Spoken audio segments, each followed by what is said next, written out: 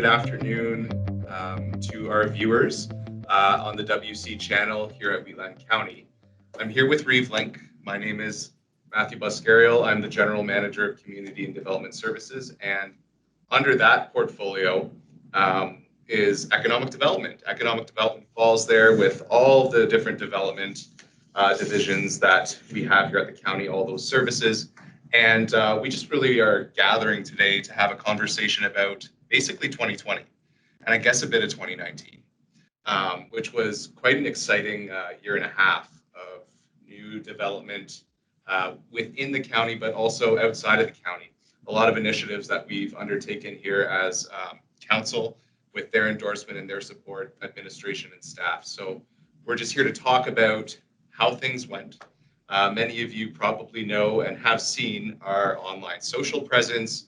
You've probably seen our new branding, the WC, which is geared towards our community and development services specifically, all of the different suites and services that we have to offer, getting ready for our future investment, being ready for that, developing and supporting our existing businesses and our residents within the county. It's initiatives like that that really bring municipalities to the forefront, and that's where we're going as a county. And it's quite exciting, and I know you're excited and council's excited. We're really happy with that, Amber. Absolutely. Yeah. So I think it's good that you introduced yourself and your department, because I think that's been one of the biggest changes that I have seen as a councillor is that we have new administration. You're a new senior leader for that department, and we have our first economic development officer, Patrick Earl, who has started. And so I've seen substantial changes within that department. As you referenced already, I'm super excited. I love the branding that happened. I think it's fresh. It represents where we're going, but it also still maintains who we are and what our history and our heritage and the foundation of Wheatland County, which always will be agriculture. And so I love that it sort of merges those two, but it's forward looking. So maybe we could talk about that branding process. And it seems like yesterday, but it was about a year ago, with Patrick Earl, our economic development officer, who really spearheaded the charge and the kind of focus of where do we want to go and how do we get there? And what a picture is 1,000 words, right? So what does that feel like and look like to council, to our economic development board, spearheaded by BJ Jansen as our chair? And that process, I mean, it was long, but it was actually very streamlined and neat and tidy. Like, what were your thoughts on that? It was excellent. It was kind of fun. Last night I was doing some filing, and when I was in my file, I was looking through some of the brands that we considered, and I'm so pleased with the one that we chose. One key thing that I think is so consistent with everything that we're trying to do too, excuse me, is it was such an efficient process. So the fact that it was developed in-house, excuse me, sorry. The fact that it was developed in-house, so it wasn't like a huge expense to have it done, but it's incredible, like the product that we came out. It was a really collaborative process, so all of council was involved, business owners were involved, our economic development board was involved. I love that everybody had input into that, and we kind of took pieces of different sort of propositions or options that we had and built this. And I love that we have been able to roll it out. Obviously with COVID, there have been unique challenges that we have faced and that our businesses have faced in Wheatland. But again, we have still been able to move forward in both the economic development strategy and some of the key priorities that were identified through that.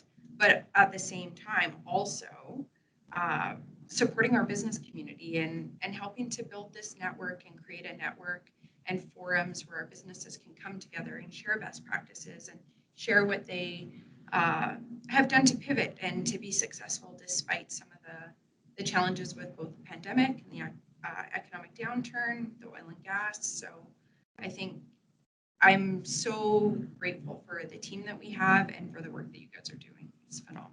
Thank you. That's good to hear. And it's kind of funny how in your remarks, we set it up as a foundation to have the foresight for business investment, business attraction, but not even knowing what 2020 would bring, right? So we brought that on board, and it was almost timely, right?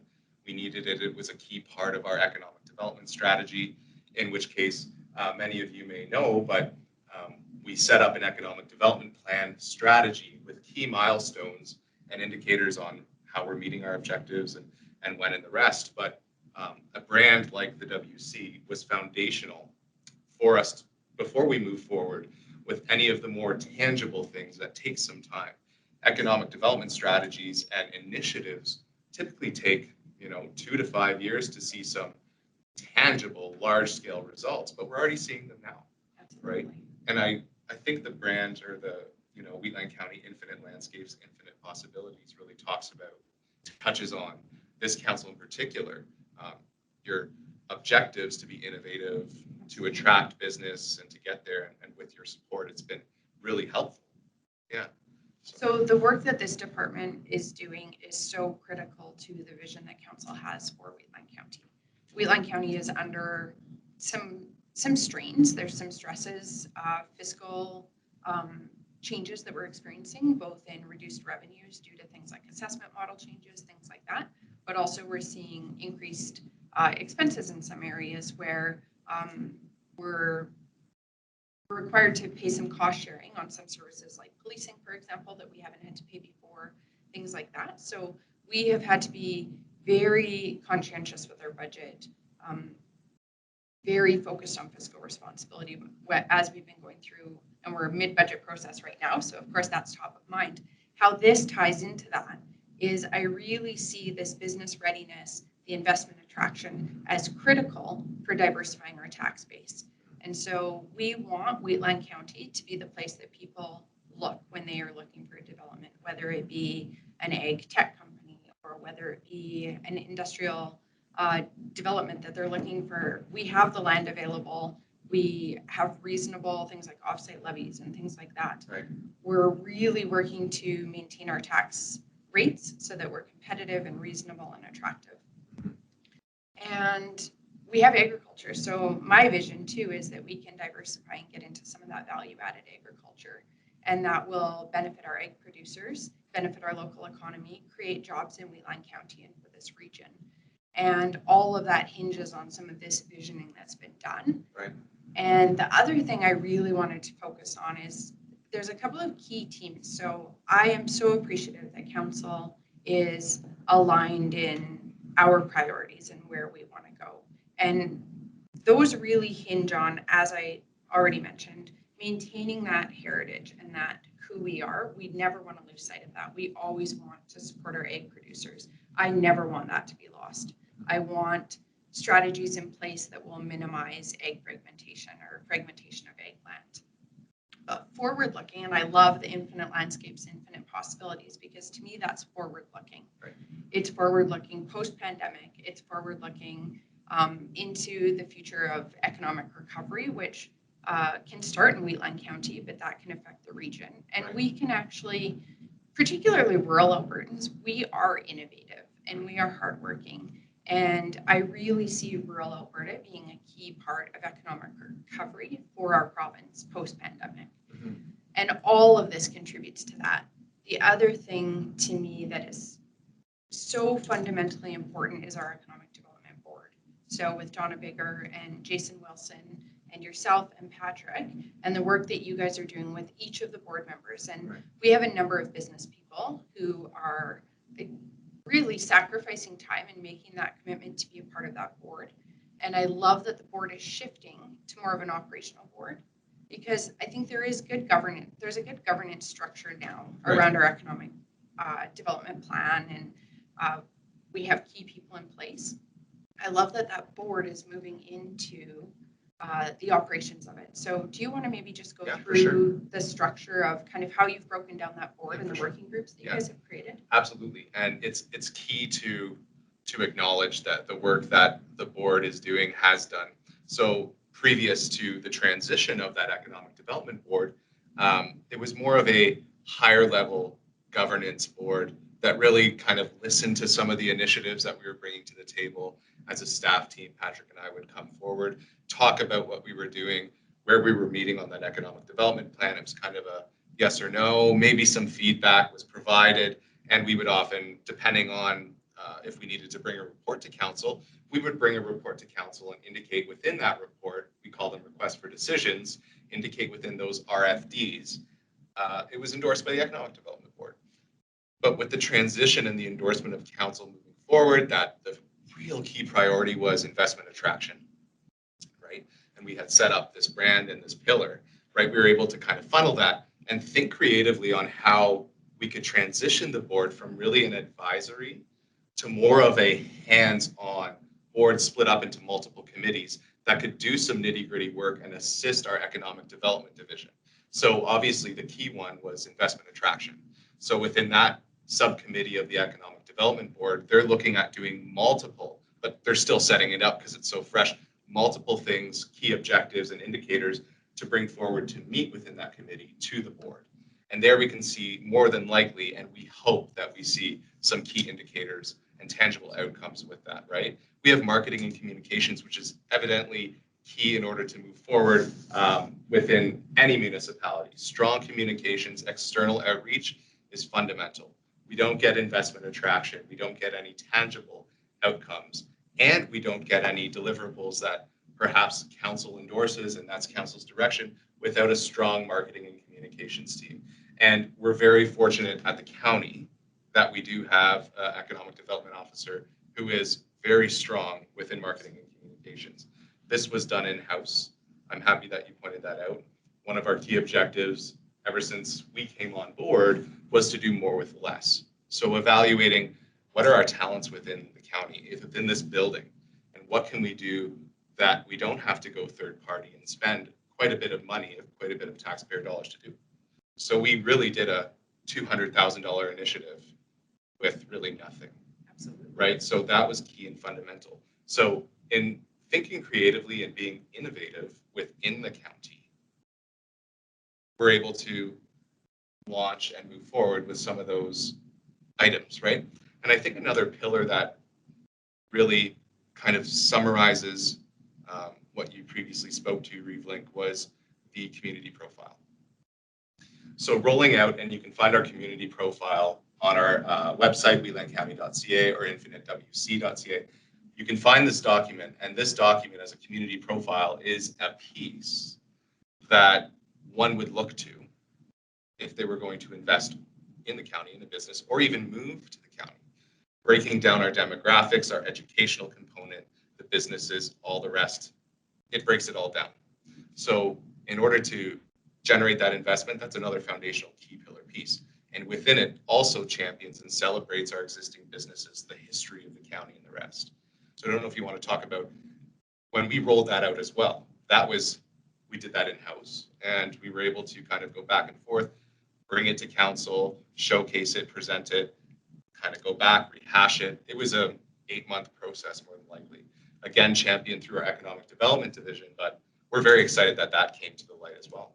Absolutely. Yeah. And I would actually just invite anybody who's listening to go and search out that document. Maybe we can even link the community profile Sure.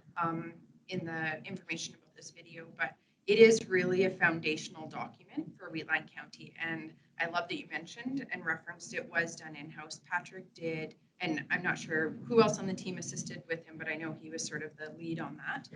Patrick did an absolutely phenomenal job. And I love that we have that foundation for investment attraction, because I don't know if you remember, but the last time we had a developer approach that was really looking for some of those foundational documents, we were able to pull it together, and we presented a very comprehensive package, but we didn't have it at the ready. Right. So that took a little bit of time, and it maybe wasn't quite as comprehensive as it could have been, because we didn't have it done in advance and we were working with the time constraints. So now we have this community profile. It's ready to go.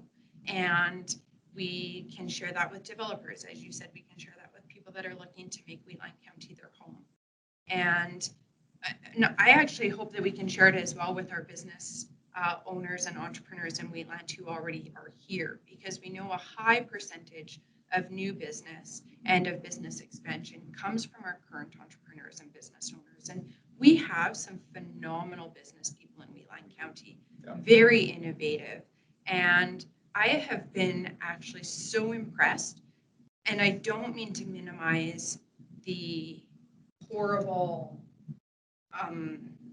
like the terrible thing that the COVID pandemic and the impact that it has had on people. I don't mean to minimize that. But I have spoken with business owners who have taken that situation during a complete collapse of society and our economy, Right. pivoted their businesses, and are having some of their most successful months ever. Incredible. That is incredible. Mm-hmm. And that speaks to that entrepreneurial spirit that we have here in Wheatland County. That speaks to the hard work that rural Albertans are known for. And that is something special, and it's something I don't think we talk about enough. And I think that honestly is rooted in that agricultural heritage. It all goes back to that. Like hard work. Absolutely. Waking up in the morning Yes. and making it work. Yep. And And doing not it. being intimidated by the elements. Right. Like the founders of Wheatland County were not intimidated by what they dealt with when they arrived Right. in Alberta, right? Right. My great grandmother arrived here with a trunk full of ballroom dresses. Like she was in for a rude Wow. awakening. Yeah. But they weren't intimidated. They worked hard, and exactly like you said, they got up with the sun and they worked. And 8 we days see a that week. exactly. Yeah. Yeah. But we see that tradition is continuing, and I see it in some of our in all of our egg producers, and in some of our innovative businesses. And a lot of the really critical work that the businesses are doing to pivot, much of that also actually kind of integrates into our agricultural lifestyle. So I think of a restaurant who I saw was offering meals for our egg producers. Right. I look at, just as people are looking to understand more about where their food comes from and the whole food chain, and people are looking to eat more locally, and we still need our large commercial egg producers that are feeding the entire world. Right. And that's going to be a key part. But we also have our smaller niche egg producers who are selling maybe to people from the city that want to know where their food came from and want to be able to see the farm that, their animals are being raised on. And so I love seeing the foundation of hard work, the innovation and creativity to be able to pivot during this. And I also see that the work that your department and the Economic Development Board is doing is fostering an environment and opportunities for those people to network and to share best practices, to share resources that might be available, to even just to encourage each other and to validate the work that they're doing and to validate the challenges that they're experiencing. Because while we have seen examples of success, I also know people are struggling and things are very, very difficult. And so to just have another business owner in the area who is living that same experience and you can share that.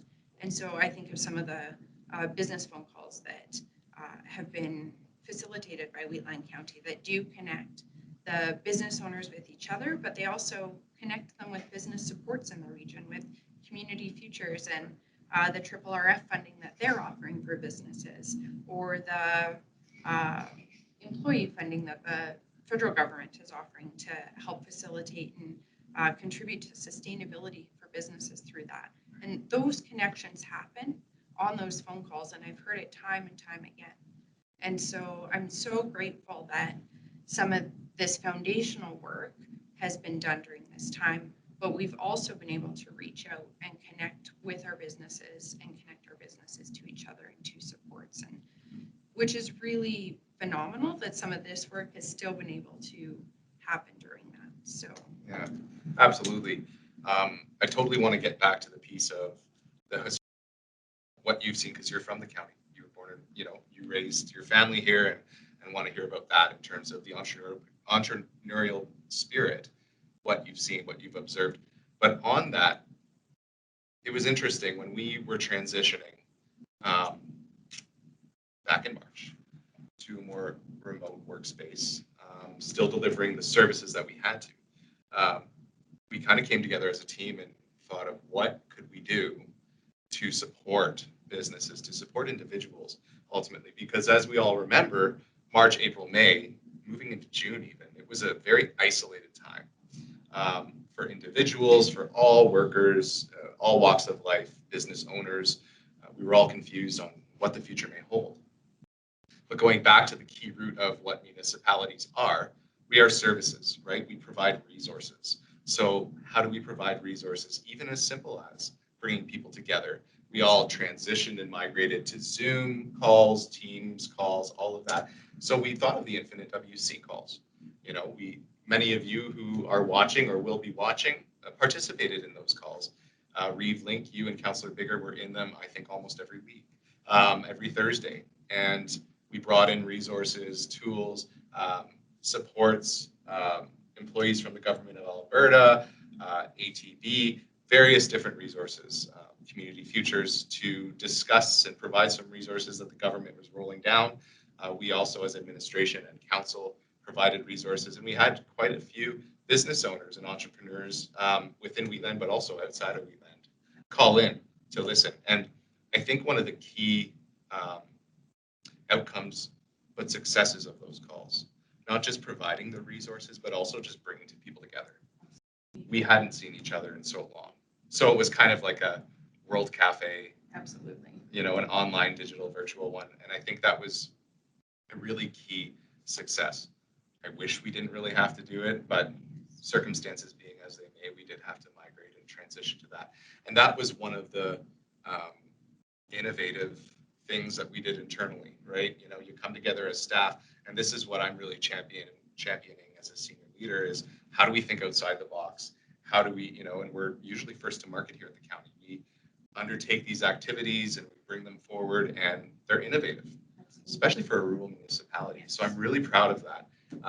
And obviously under the banner of Infinite WC, right, we're trying to make that connection. Most of our initiatives are, and that's how we strategically position ourselves with our brand. So I really do appreciate those comments, and I know that council was appreciative, and we were all very much celebrating what we were able to do. And those calls still go on because we don't know how long this will be, but I think they're important resources for our business owners, our entrepreneurs, and in fact, even those, because it's all public, who are looking to come here. We've had a lot of movement in terms of people looking to move here, and like I said, Muirfield is one element that we can even touch on moving forward, and one of our 2020 milestones for sure. But ultimately, I think that it was something we're celebrating. And in that, I think moving back to your discussion around celebrating and really valuing the historical elements of the county, and seeing, through growing up, businesses pivot and change. I wonder if you can just elaborate on that, because I think it is important to talk about that. Absolutely. Right. So a couple things. I just want to start with Lakes Muirfield, because I think that's another really good example of, we were talking about the pandemic and how terrible it is, Right. but how actually some businesses have been able to find a way to either diversify or change their service, really to innovate what they're doing in their business and to find success despite the terrible thing that is the pandemic. Lakes Muirfield is another good example of that.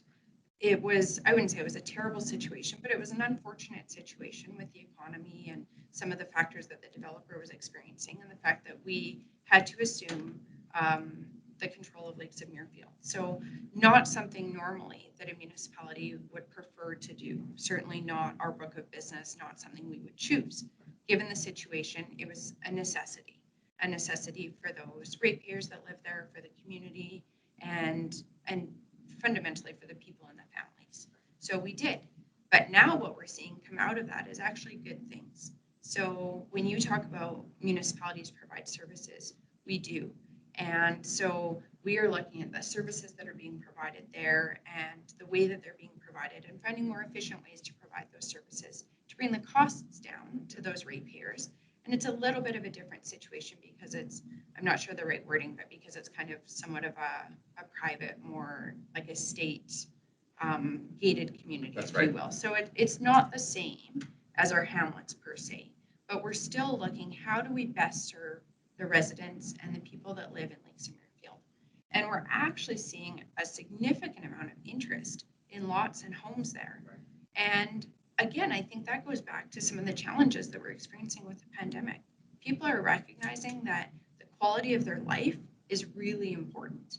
And I think people are really asking themselves some pretty high level questions like, what do I want my life to look like? And we are seeing it in our hamlets and in our rural areas. Right. People want to sometimes get out of the rush of the city. They want to move where it's rural. They want Even to have tough wide open questions, eh? space. Yeah, It is they're- tough yeah, questions yeah. because there are trade-offs, right? Right. Like I traded off high-speed internet when I moved from town Right. to the country, Right. and I knew that was a trade-off. For me, the wide open space, and it sounds cliche, but the prairie skies, like that fills me up, and that is the basis of my quality of life is where I live. Yep. And Wheatland County provides that. We're seeing it in Lakes and Muirfield with lot sales there. We're also seeing it in our other hamlets. I heard referenced a couple of weeks ago from Councillor Bigger, I think there was maybe only one property for sale in Speargrass, Right. and they're seeing a lot of sales there. I'm hearing that in other areas in the county as well. More and more people are looking at really the quality of their life and how a big change moving to a rural area, and there are challenges. Of course. People have to understand it's not the level of service that you would come to expect in the city. You are clearing your own snow, you're dealing with your own, solid waste, things like that. In some cases, you're dealing with your own water and wastewater, things like that. But we do provide services, and we provide, well, like it's will sound cliche, but infinite landscapes and infinite possibilities really does sum up why I think Wheatland County is attractive. And I just want to go a little bit further on servicing. So, Okay. and I have two thoughts on it that I want to share. And one is that we are also looking at strategically investing in some infrastructure that will provide servicing where Right. we foresee future development. And so we know that some of our development pressures are on the west side of Wheatland County, the proximity to the city and the transportation network that's there, the access to the airport, and just everything that people are looking for. There's rail, a number of things, but we don't have servicing there right now. So that is something that council is looking at the feasibility of and starting to determine how do we strategically invest in infrastructure so that we're poised as you guys are doing that work through the board to attract investment so that we have places. We do have the Goldfinch industrial area as well. Some very, we have some excellent industrial businesses in there and extremely responsible and doing some really important work in production for both the county, but also for Alberta and Canada and internationally. That's right. And so we have some great areas that people can look if they're looking for areas to build or develop. Just further to that, in terms of servicing, and this is just kind of to quell, sometimes occasionally I hear some concerns about scope creep or soft services that the county is doing. And I'll be honest, I do hear that. And there's been discussions around the council table at some points in time where we are needing to focus really on what are our core services, what are our highest priority work, because we know there's going to be some fiscal constraints. To me, economic development is a core piece of what we do. And it's because it poises us to attract that investment. Wheatland County will not be sustainable if we're not attracting new investment, because we do know that at times we do lose people. There are people that, for whatever reason, need to look at a more urban setting for either their business or their development. And so we need to be making sure that we're countering that essentially to maintain sustainability. And the work that this department does is key for that. And so I don't see it as a soft service. I see it just like an investment in infrastructure. I see it as an investment in the future of Wheatland County. And that's critical. And so I really, usually through conversation, people can come to see why I look at it that way and why I see it as so important. That's actually that's great to hear, because the soft service and the delivery of those services typically fall within community services. They fall within development services. We're the department that really strategizes and visions how to implement. We provide roadmaps and with best practices and all disciplines that, you know, from planning, rural planning, community services, parks, recreation, and the rest. So that's great to hear. And we know that best practice shows in all municipalities, rural and urban and in between, in exurban, that if you don't vision, if you don't have the endorsement and support from the elected officials, and that shared vision and consensus to move forward, and even our ratepayers, if ratepayers don't take ownership and get involved, then a plan fails. But our plans and the work that we've done through economic development engagement, reaching out through our planning and development, our municipal development plan, the rewrite of that, the amendments of that going through, and our cultural recreation master plans. Those documents, through engagement, through people becoming involved, and the support of council, and the visioning within in these four walls in Wheatland County, we're able to produce roadmaps and documents that provide sustainable areas within our rural municipality, within Wheatland County. And looking at best practices and how to do that, how to drive investment, become investment ready, but attract that investment, we need to provide those services. Now, they don't happen overnight. We won't create public spaces overnight, right? We won't get our services and our subterranean infrastructure overnight. But to get it written down, endorsed by council through resolution, you know, and these capital projects as well. You touched on our Western servicing and how can we best get that, and we're really focused on getting that servicing ready. That attracts investment. Investors then know that, okay, we have a municipality that has land, right, that is zoned accordingly, that is looking at delivering those utilities and that infrastructure. But also, my employees will be able to live close to the workplace, and maybe your employees will have children. And we're going to have a plan that showcases, yes, this municipality is focused on providing those spaces. This municipality, we have schools, we have an excellent school board. We have all of those services, and we're positioning ourselves for that. And that is best practice in planning and development. And obviously, I could go on and on about planning and development because that's my niche.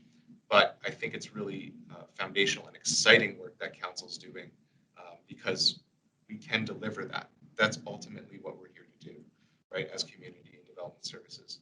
So it's really cool to hear the Reeve indicate, you know, soft services, hard services, really that this is key, right? Some may not see it that way, but absolutely. But it's and that diversity is important. Exactly. Like I honestly, truly believe in good governance relies on diversity and opinions. So we need people that disagree. We need people that come at every decision that is made at that council table to be discussed and thought of from different perspectives. That is so important. And I truly believe in that. As much as I would love for people to agree with me, I know that I come from one perspective and I rely on the collective wisdom and insight and debate, and my mind gets changed. Right. I hear different perspectives and I think, you know what, I didn't think about it that way. I need to take that into consideration. That is really important. I think sometimes why the work of community and development services or economic development is sometimes seen as a lower priority is because of some of the timing of it. You referenced it already. It's not necessarily an urgent thing. So having safe, clean drinking water is an urgent priority. We need to ensure that that is done. That has to be a top priority, and we really have no choice. That's clearly a core service that a municipality would provide. Something like recreation or open space, culture, libraries, even economic development, not necessarily as urgent, but that doesn't mean it's not important. And I know I keep coming back to this, but it's because it really is honestly my top priority is investment attraction. Investment attraction is my top priority, is because to contribute to the sustainability of Wheatland County. And that's a very long-term vision that I have. I know that in the immediate, we're sustainable. Are we sustainable long-term? To be sustainable long-term, we have to attract investment. That's a personal opinion. That's what I've arrived at from what I'm seeing happen municipally, provincially, federally, right, and just the way things are happening with the economy and the finances of different levels of government. We have to be focused on our sustainability. To do that, we have to work on economic development, but we have to focus on, in my opinion, all of the things that your department is working on. We have to have attractive communities, as you referenced. When we spoke with that developer, they want attractive communities that their employees are going to want to live in. So we need to have homes, areas, services, even some of the soft services that some people might argue are not necessarily critical for the county to be providing. Right. They are critical to attract that investment. And sometimes it's a little bit more challenging to connect those dots or to see that connection, but it's there. And I know you've referenced there's research, there is sound, there is actually data that backs that up. And I love that because intuitively it makes sense to me, but I love that it is evidence-based. And I like to make every decision that I make as much based on evidence as I can. And so that's why I think those are priority things. We do have to be cautious though, and that's why I like that diversity around the council chambers is we need to be balanced and we still need to be extremely responsible as we're stewarding tax dollars. And so that any investment that we're making needs to be very strategic, very conscientious. And so things like what we have invested in, an economic development officer, the rebranding, the community profile, the website, all of the social media and all of the things that we're rolling out that way, the Grow with Google courses that Patrick has been doing. And to me, that is strategic investment in the future of Wheatland County. Precisely, and those are all achievements and celebratory milestones from the last year and the second half of 2019. And I think one of the topics that we're kind of rolling into with that and positioning with all these milestones that we've achieved here at the county in-house is smart development. We now are getting into the point where, and we do have our municipal development plan engagement, and that is key in terms of what does the county, what do our ratepayers, our council define as smart development? It's the visioning document, right? It helps drive that development, that investment attraction. Always something as a professional planner that I toy with, and it depends, it varies community to community, but what is smart development? And we're getting there. We are getting to the point where we're ready almost to kind of really look at and almost stamp getting that infrastructure in the west side. We are studying our various industrial parks. We are looking at, and council's really hemming and hawing about where do we want to focus. We have our Western Highway 1 area structure plan for industrial development, and we're getting there. And smart development ultimately is clustering where various uses go, clustering communities, especially in rural communities. We want to ensure that we cluster residential development to create a sense of community, but also to limit the amount of infrastructure, services, etc. That the length of them costs money. But we also want to do that because that then drives, the revenue for the county to provide those services, to provide the ability for us to immediately ensure that there's safe drinking water, right? And to get to all those hard services that are emergent, right? That individuals may see as this is the priority. And ultimately it is. Anything that deals with health and safety is a priority. But smart development ensures that we're able to pivot and do that and apply those services immediately, right? So we're really getting there. We're getting those foundational pieces together, those visioning pieces that community development services works on in order to provide those services. So I'm really happy that you touched on that.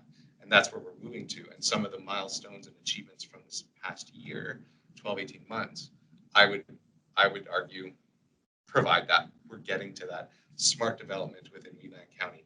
And we've heard quite a bit from our ratepayers, those who have engaged in these engagement strategies, that this is what they expect.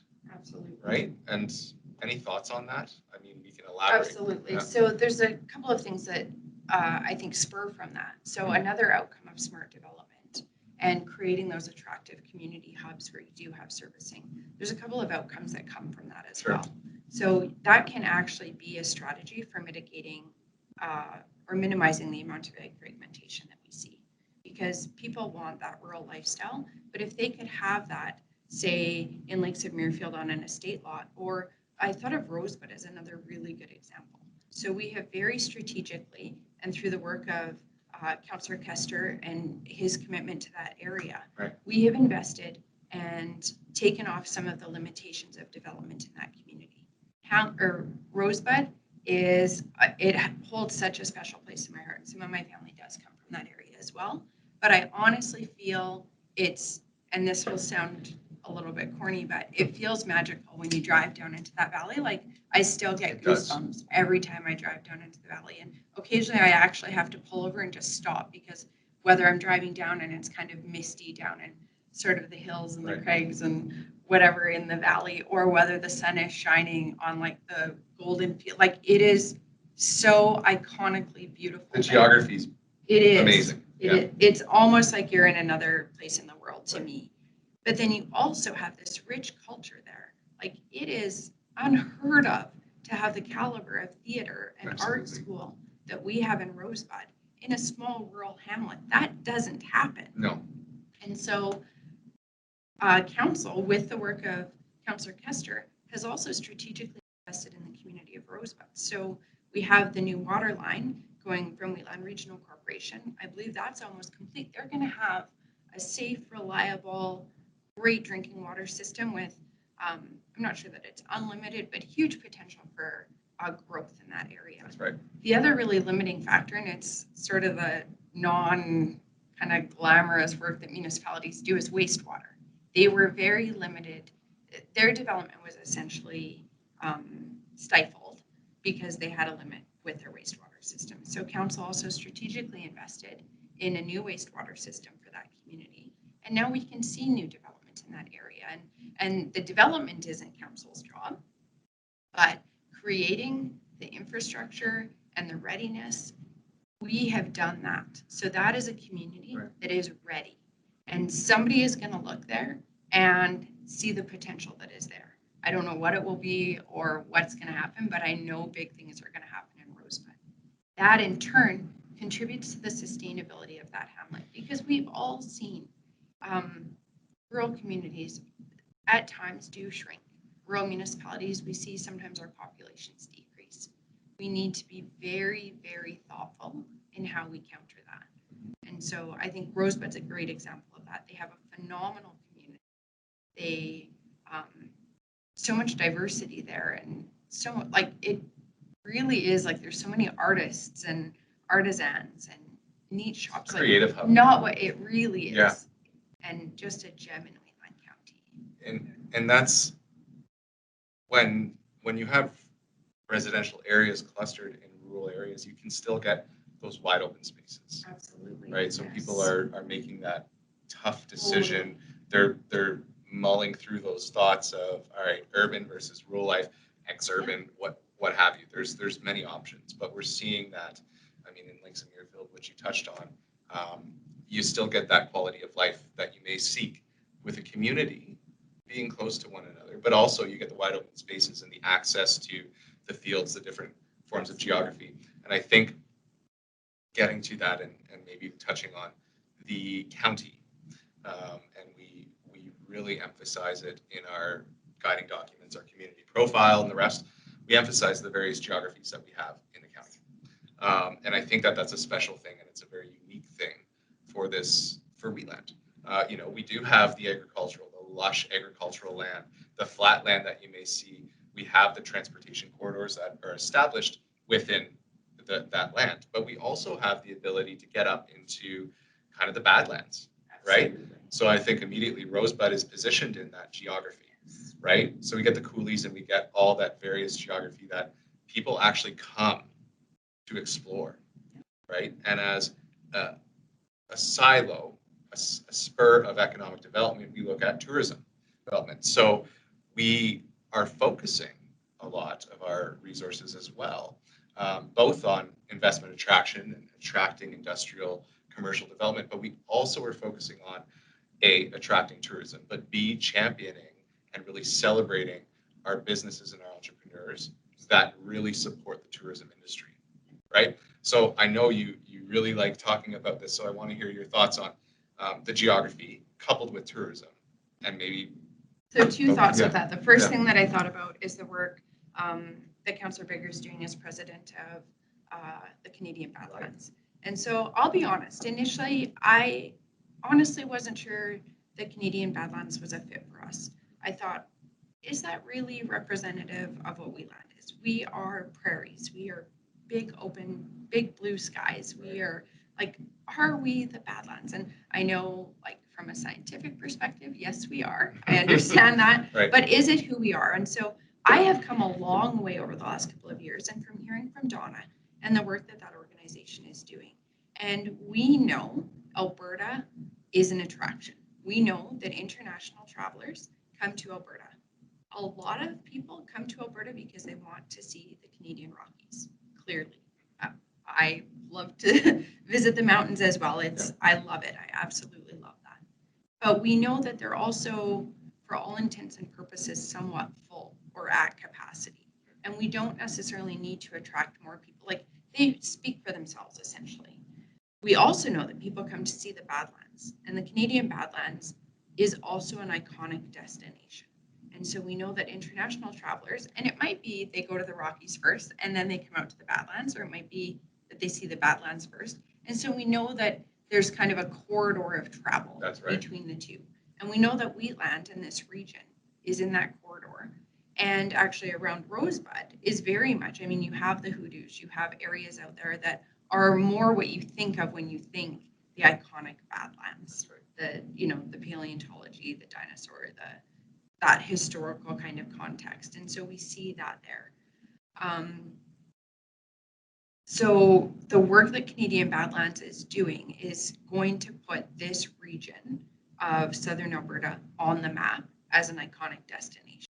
And we are supporting some of our tourism operators that are capitalizing on that and using that. They're using the draw of Rosebud. Right. They, whether they're in Rosebud, or I have one in my division actually that many of their guests at their bed and breakfast stay, or in their cabins, stay at the cabin, and they go to Rosebud. Right. And they are really letting people experience what we get to live every day, that we take advantage. So you could go snowshoeing through a prairie field. You could go horseback riding.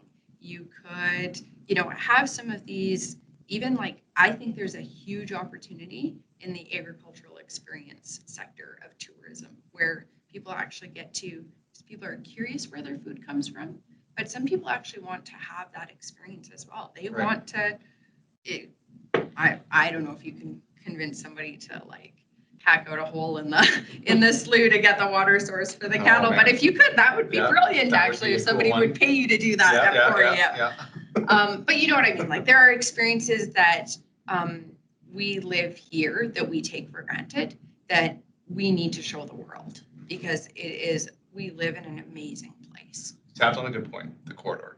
Yes. And that, since coming on board, that was one of my thoughts immediately. After learning about Rosebud and the unique place that it is, and there's that corridor of travel that in pre-pandemic times and post-pandemic times will return to what it was, if not more, and the ability to capitalize on it. And I think that it's really that goes to, and it speaks to the creative entrepreneurial spirit of the entire county, because you do have some business owners, some tourism operators that don't live within the corridor.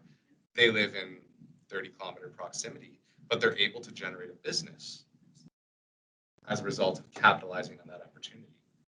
I also think it is something, it is an opportunity. It provides one for our entire county to look at that corridor and really work with Canadians through Infinite WC, through our economic development initiatives, to ensure that we provide the resources to capitalize on that for investment attraction, for people to look to establish businesses, not commercial and industrial, but these types of businesses within the county. So I think that's definitely something that we are looking at in-house as a council. I know that you guys are really looking at that and considering all the possibilities to really capitalize and maximize the overall potential in working with the Badlands. And I think it's a really good benefit and an added bonus that we do with the president of the Canadian Badlands on our council. Well, and somebody with such passion and Yes. experience is key, right? Yes. Because that's going to just be so amazing for that organization.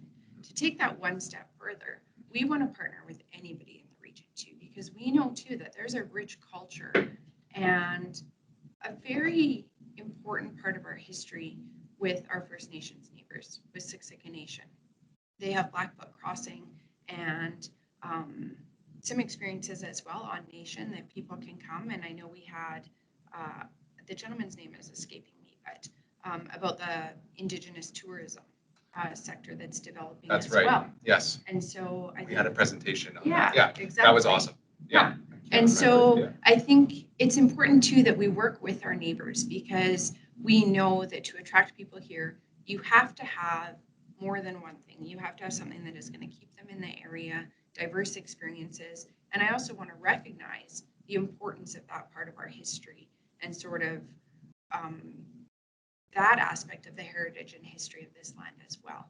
And so I think there will be ways to kind of integrate that in and work together as neighbors to really draw people in and let them have that full experience of this area. So I know economic development has been working with SRDL. That's right. We've been working with Chief and Council on finding, are there ways that we can collaborate? Are there ways that we can do things more efficiently if we work together? We know with all of our neighbors that we are stronger if we work together.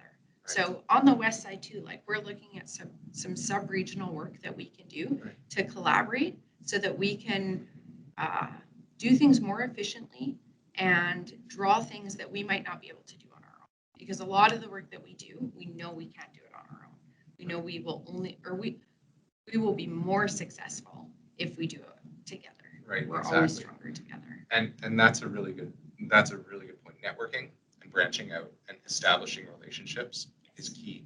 And I think that's another success that we can hinge ourselves on for 2020 and the half of 2019, if not 2019, is really snowballing and getting a larger network of supports, also relationship building, capacity building, and sharing with other municipal jurisdictions, other organizations, and the rest. And I really have to give kudos to Community Development Services because this is a focus.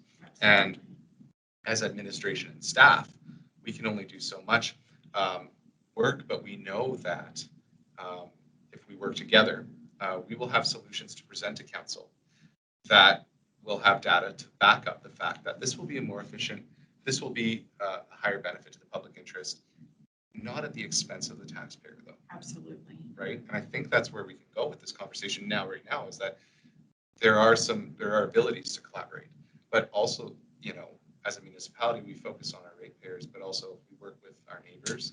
Siksika is one that I know that is really, really key to, the county building up and really supporting one another and establishing those relationships. It's also key, it's near and dear to my heart. Working with Indigenous populations is something that I've done in my practice in previous municipalities. So I'm very excited that this is a potential opportunity and something that I know that council is working very closely with Siksika Council. So I wonder if you can further elaborate on the kind of networking and the work that we can do probably moving into 2021. Yeah. Sure. So with Siksika, they have an incredibly strong chief and council, very committed to doing everything that they can to make Siksika Nation as strong and sustainable as possible. And we've met and we are looking at ways that we can work together.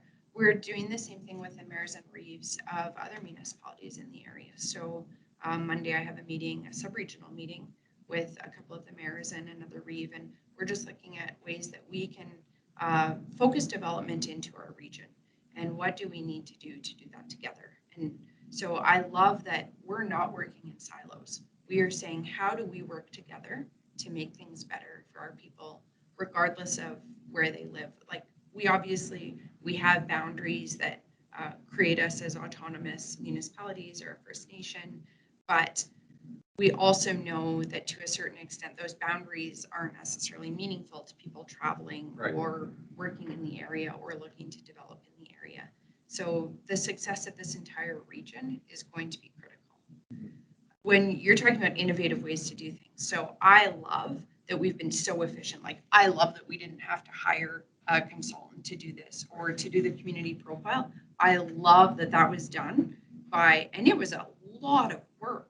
Like, it is a substantive document. Tons of work. A ton of work, like everything from the history to each of the communities to like you have referenced, the transportation networks, the rail, like it's all there, all of our tax information, all in one document.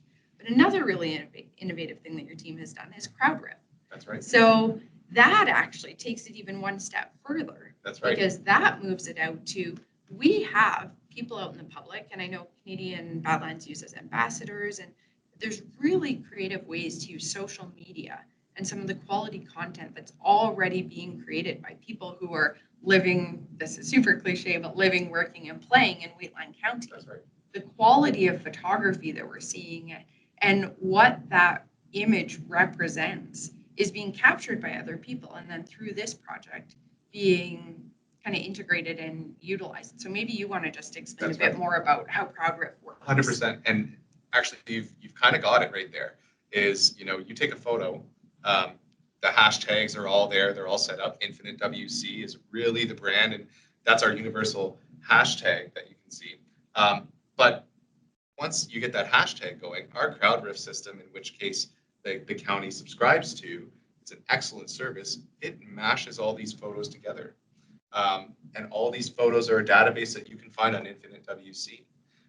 And wheatlandcounty.ca is migrating to CrowdRiff as well. So it's really important because someone who is visiting as a tourist, perhaps, they do that, they hashtag, they take a photo, hashtag that, it's a database. So one can look at our website across the country somewhere else, and they'll be able to see the fact that this database of photos captures some really cool geography or some interesting event, right? And that's the pivot that we're doing to a more online, innovative way. And just to really look at one other thing that we've done in terms of bringing evidence-based data and decision-making to council, and anyone can reference it, is our online portals. Yeah. InfiniteWC.ca, another in-house development that we did not have to go external for. But one can find all of the data in real time, all of the data they need to make that investment decision, demographic information, population information, the breakdown of various industries that are available that are established already in the county, age groups, and the rest. And doing that and having that updated in real time in-house is also another key feature that I think, as administration, we celebrate it. I know council celebrates it. And we're able to showcase when we make decisions, we're able to include some data that we can fetch in-house on our websites to showcase to council. This is why. These are the trajectories. These are the trends. So I think we do really have a lot to celebrate, a lot to really celebrate our successes and achievements. And I couldn't be more thrilled. And I know that you recognize that as the Reeve Council recognizes that and supports our work. And I think that having that information, that innovative capacity in-house that we have is something that our team at Wheatland County, we really celebrate that. And I know that council does as well. Yeah. So if you have any final thoughts on that. Yeah, I love that we've utilized technology, and that's a perfect segue to one other thing I would just really briefly like to address is a plan for the future as well as looking at a broadband strategy. So we know that broadband is essentially now almost like a utility, like water. That's right. It's as necessary for business and life and education, healthcare, all those things. So council has also committed to working on a broadband strategy that could be phased in. And again, I think that's a strategic investment in the future of Wheatland County. One other brief thing that I'll touch on is I hear a lot about affordable housing in some of the boards that I work on and some of the work that I do. And every time I hear it addressed, I think we have affordable housing in Wheatland County without having to necessarily build affordable housing. If you look at the community of Gleason or some of our hamlets or the villages that are within Wheatland County, people can find extremely affordable housing, but that's beautiful and a part of a thriving community with services. And you're owning it on your own, you know, like it's an It's independent, an asset. detached home, Yeah. but it is, we have affordable. The other success I still am celebrating is Business Week. Your team essentially put on basically a free conference for business owners in the county that they can In-house. still in-house, exactly, Yeah. utilizing. But I think that also came from some of the relationships that were established through those phone calls and all of that work that's been being done.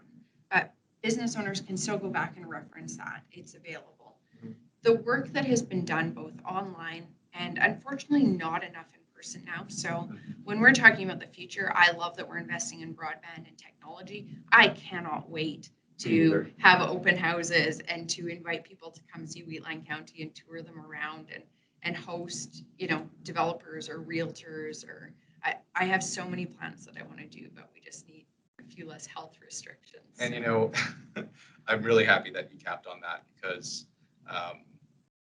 we ultimately, as administration, are looking to do more with less. Yeah, absolutely. And community and development services, economic development planning have done that.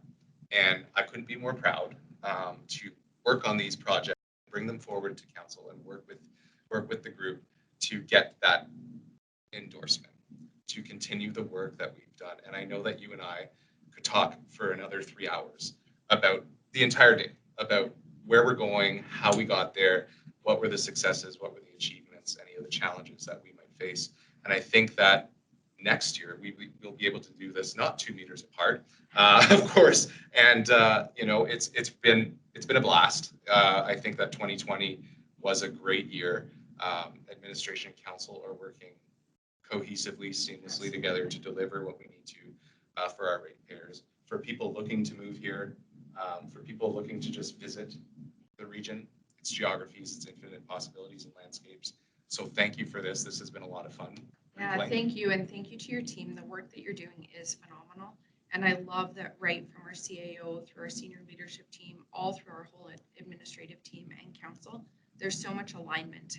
And I would like to invite anybody who's listening, I just would like to invite you to reach out to myself or to your area councillor or to somebody on our administrative team, because I know that there's even more good ideas out there and we want to hear them. That's if right. there are things that we're missing or a perspective that I'm not considering, I want to hear it. So don't hesitate to reach out, give us ideas, contact our team, because if you're looking at starting a business, there are excellent supports in place and everything that you need is here in Wheatland County. So Perfect. we would love to welcome you. Thank you so much. Thank you, Reeve, for joining me. Thank you. And we'll do this next year. You bet. Thank you. Perfect. Thanks a lot.